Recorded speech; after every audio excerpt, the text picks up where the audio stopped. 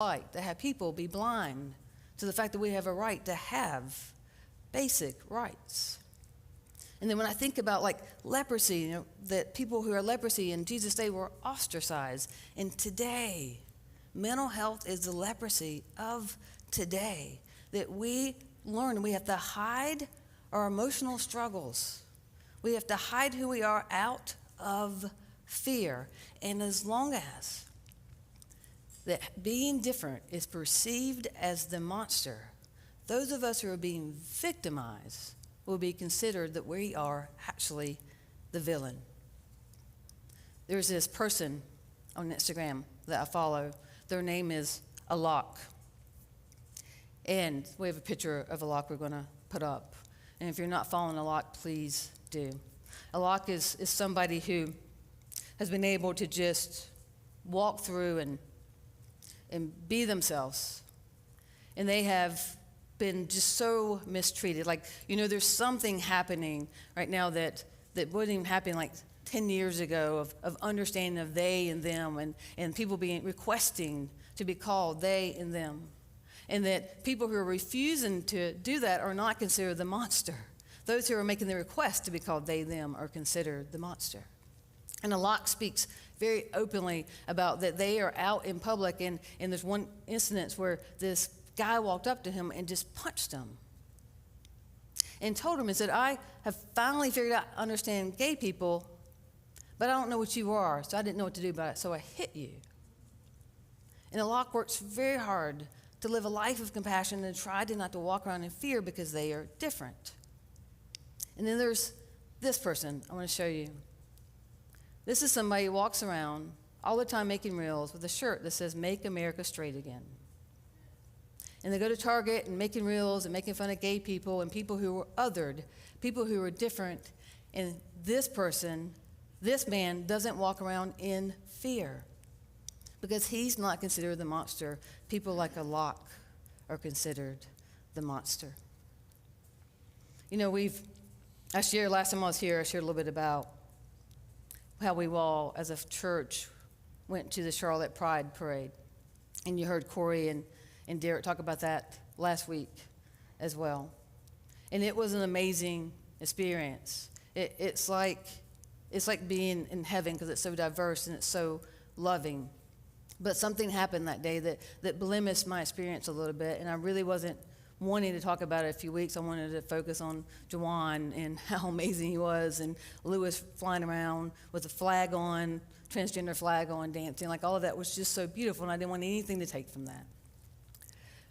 But when we got to the end of the parade, like we had finished the parade part, we'd already seen the people who walk around with signs that say, God hates vaccine and gays, which is just comical. We got past them and we got to the end. It was an amazing experience, as I said, and there was these people there, and they were sitting there, sitting quietly. But they had signs, and it's pointed at us, and it said, free Bibles, and the other side said, free prayer. Y'all, I'm guessing their church charges for prayer. I don't know what else you got to say free prayer. But it was just this idea that they looked at us and saw differences and decide that we don't have our own Bible. They decide that we are the monster. And the fact that I literally can't go to their church, I'm not invited to their church, but they came to our banquet. They came to our celebration. And see, I love my Bible. I love Jesus. I love this church. I love that we are attracted to each other's differences, not repulsed. There is collective support at this church. What they were doing is called collective shadow. Collective shadow is what happens when people are repulsed by something within themselves or repulsed by a group of people, and instead of doing the work and finding out why they're so bothered by something, they go find other people who are equally bothered, and then they join forces. That's a collective shadow. But we showed up that day as collective support. See, I think it's super important that we talk about, in a moment there, that we talk about what shadow work is. And you've done some personal shadow work even to be here. Shadow work is an ability to, it's an opportunity to grow. It is an opportunity to bring truth and love to the parts of us that someone else told us to hide. So Dr. Carl Jung is the first psychologist to ever bring spirituality and psychology together. And he is the one that formulated shadow work, and he designed what shadow work is. And so this is his definition that's up there, which is shadow work is working with your unconscious mind to uncover the parts of yourself that you repress and hide from yourself. That's shadow work. What it means is behaviors, impulses, thoughts, fears, desires that someone else taught you to repress about yourself, otherwise you will be rejected. It's anything that makes us think we won't be invited to the banquet. It's the emotional instability. It's feeling that we are blind, believing that we are lame, that somehow we aren't enough for people and not even good enough for God. Those are the things that when we repress, that we do it because we are in so much fear that someone with it. And so we repress that. And then in the church, that gets glorified. Self-neglect gets called godly. And if we think that what's happened to us, because we haven't done the subconscious work, we haven't looked at what's in the shadow that someone else put in the shadow of us, if we don't put that there, we call it fate, we call it God's will. And that is why this work is so important.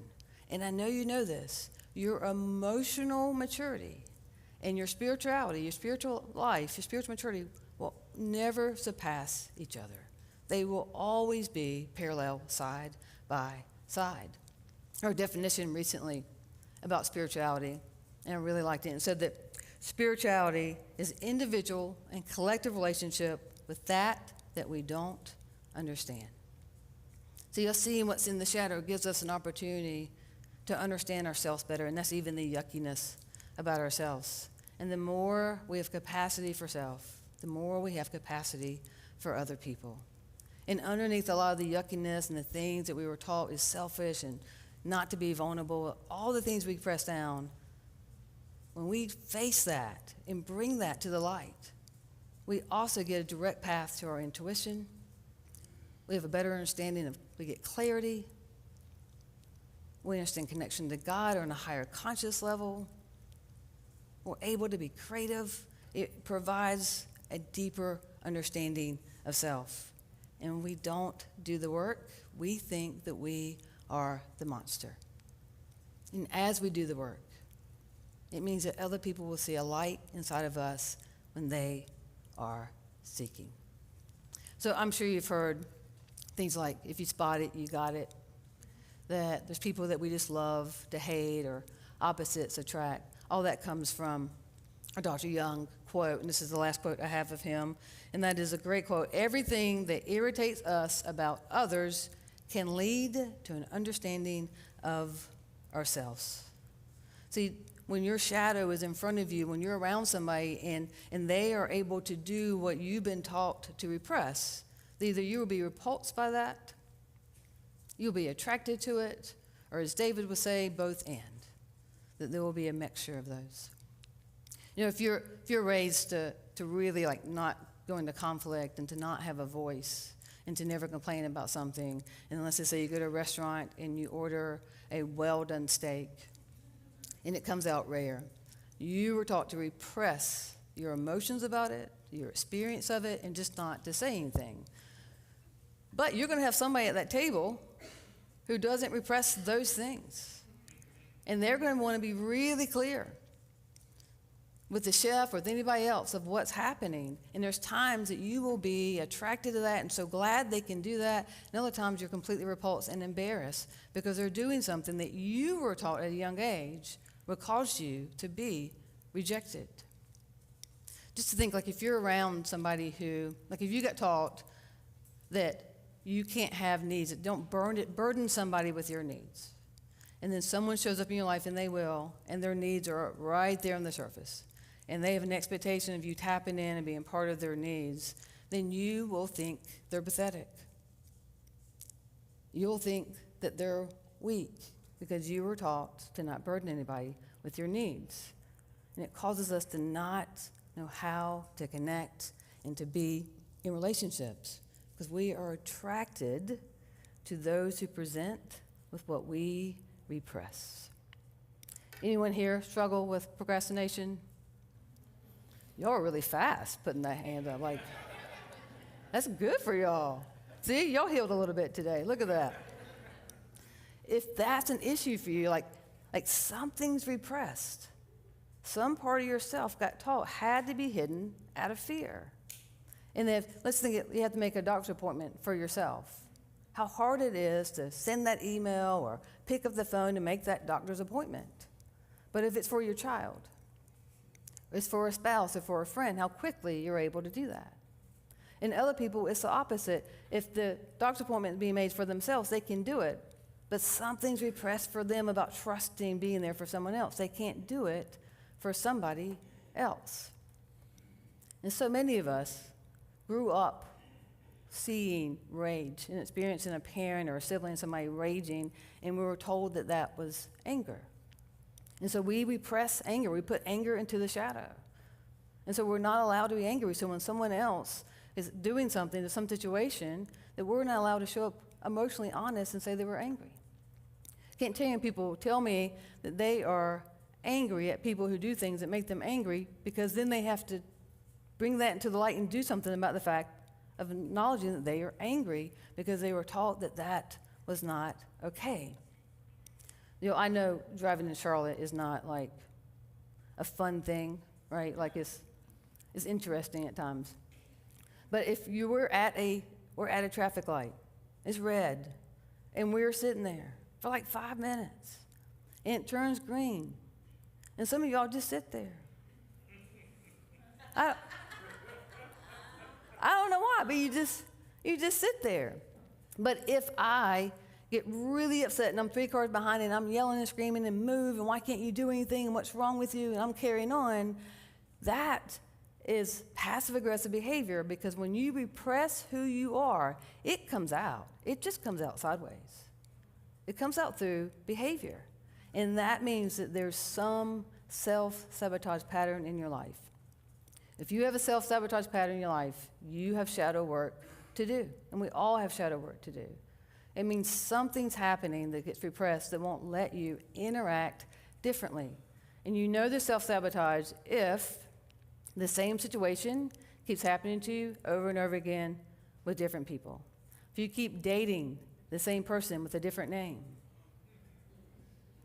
there is some self-sabotage pattern that is there for you. That as a child, we had to repress that for survival. Now you need that part of you to get out of the pattern, but it hasn't been brought into the light yet. I know all of you have some understanding of what codependency is. And codependency means you were consciously taught to put other people first.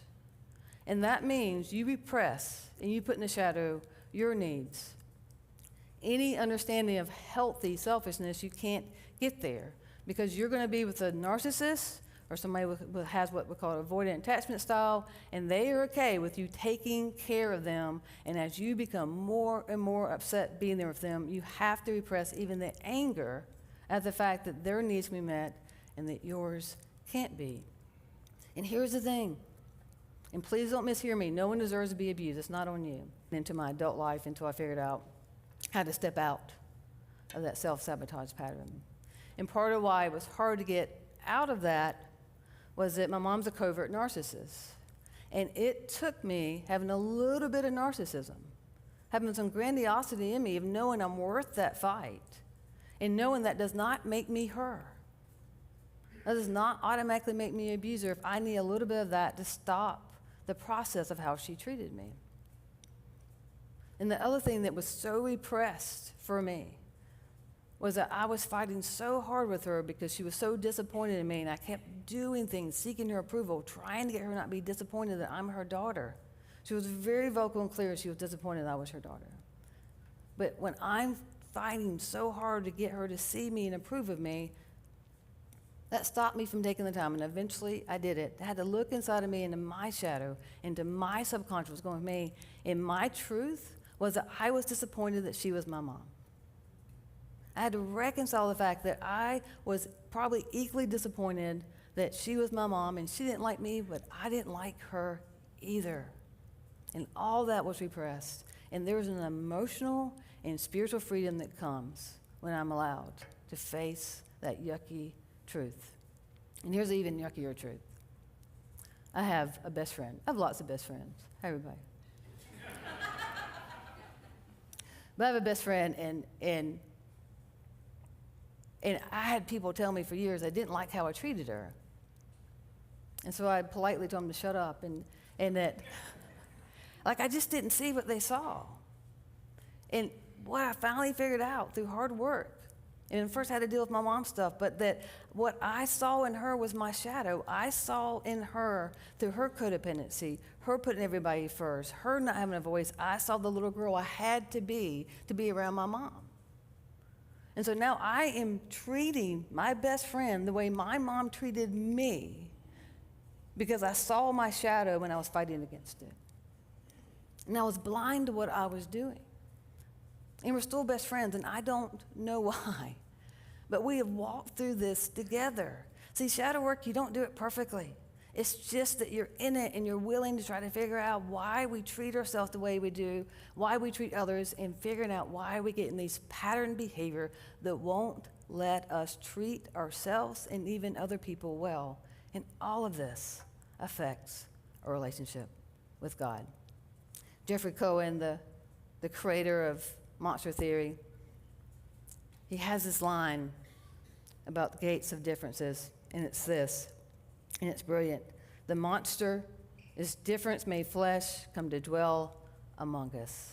Y'all, that will preach. That will definitely preach. There's something, just the idea of Jesus coming to this earth, coming as the different one, coming here to be with people who have been taught that they were monsters, those who have been told they had emotional and physical leprosy. That Jesus went and loved on those of us who've been othered and those who are different. And because Jesus is different, to this day, there are people who are repulsed by him. And others of us who are attracted. And see, this shadow work of learning to reconcile our differences, this goes back to Luke 14:14, and that is that there's a resurrection. There's a resurrection in a righteousness that comes when we unearth who we actually are and reconcile it. And we're able to make peace with parts of ourselves that have been repressed and things we don't like about ourselves. When that happens, there is a resurrection that happens, and it's righteous. And we can bring into the light the things that allow us to learn that we are worthy of being loved and that we are worthy of being in this world and being different. You are invited to God's banquet. You're invited to the celebration, no matter how emotionally unstable, how much you struggle, whatever it is. We are God's chosen people. We in